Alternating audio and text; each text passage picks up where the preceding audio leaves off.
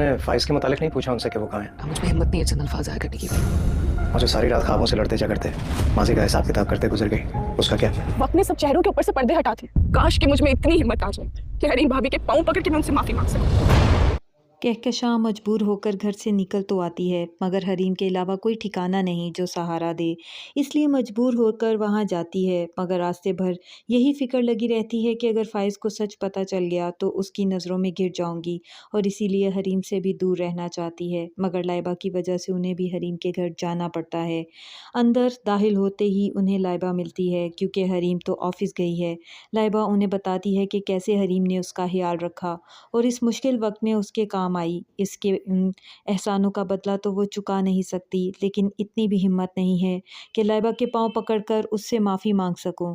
मगर कहकशां कहती है कि मेरे लिए तो मेरी ज़िंदगी का आखिरी दिन होगा जिस दिन मैं उससे माफ़ी मांगूं। मगर लाइबा उन्हें बताती है कि वक्त ने सब चेहरों से नकाब उतार दिए हैं, आप भी देखें कि कौन आपसे मुखलिस है और कौन नहीं।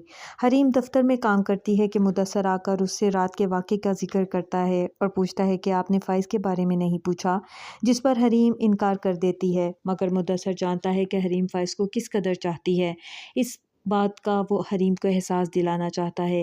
हरीम शाम में घर लौटती है तो फ़ाइज़ की माँ को देखकर हैरान हो जाती है, उनसे नज़रें चुराने लगती है। मगर कहकशां को एहसास होगा कि हरीम कितनी अच्छी है। तो फ़ाइज़ होश में आने के बाद क्या करेगा, जानने के लिए देखते रहिए रिव्यू चैनल।